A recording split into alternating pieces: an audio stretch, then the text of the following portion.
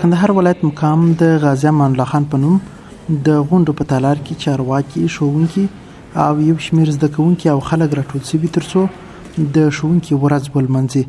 د پوهنې ریاست په توسط په جوړه شوې دغه غونډه کې له تېرې یوې میاشتې راهیسې د ولسمشر پوهنې وزارت او د کندهار ولایتي ادارې په همکارۍ د کندهار پوهنې په ریاست کې د پراخو اصلاحاتو د لړۍ په دوام نور تغیرات هم راغلل. د دې ولایت پوهنې رئیس له منفقۍ وروسته چارواکو د پوهنې ریاست د مالیې او ادارې ترڅنګ د بشري سرچینو، تدارکاتو او یو شمېر نورو تدریسي څانګو مسؤلین له دندې لرې کړل.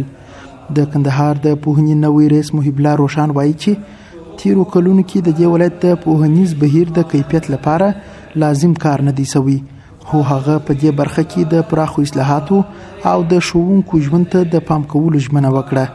روشان وویل چې د پوهنې ریاست په رهبرۍ کې به تغییر راولي او د تدریس د ښه والي لپاره به لازم اقدامات کوي. په ټول ریاست معارف کې پر یوه طبقې باندې ډېر رول دی، هغه استاد دی، مظلوم دی، بیچاره دی او ټولو حقوق ځینې اخیسته شوي. زموږ د پوهنې ډګر بدبختانه خپل اساسي رسالت چې د تدریس تقویه ده تېر کړی، بلکې تر ډېره پورې مقامات په اداري او مالیاتي چارو کې مصروف کړي. زه به هڅه وکړم تر څو ستاسو دغه حیثیت ته رسیدګي وکړم او ستاسو د ژوند د تقویې لپاره کار وکړم.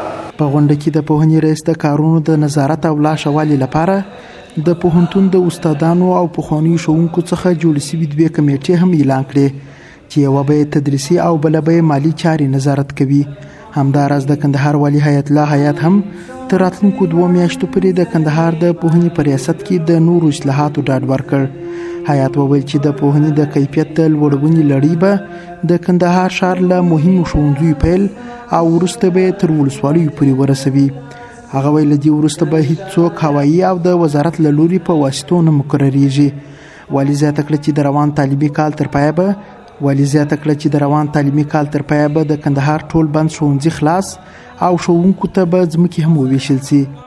د وزارت کلکه ژمنه د وزیر را سره ده، هیڅ نوه مقرري به نور پراشوتي د کابل نه رانشي. هره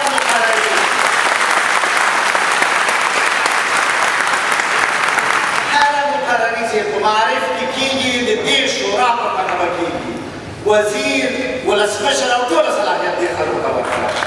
چارواکي پر داسې مهال د کندهار د پوهنې په ریاست کې د اصلاحاتو راوستلو خبره کوي چې لا هم د دې ولایت ګڼ ښوونځي د زده کوونکو پر مخ تړلي دي او د پوهنې د کیفیت په اړه شکایتونه موجود دي.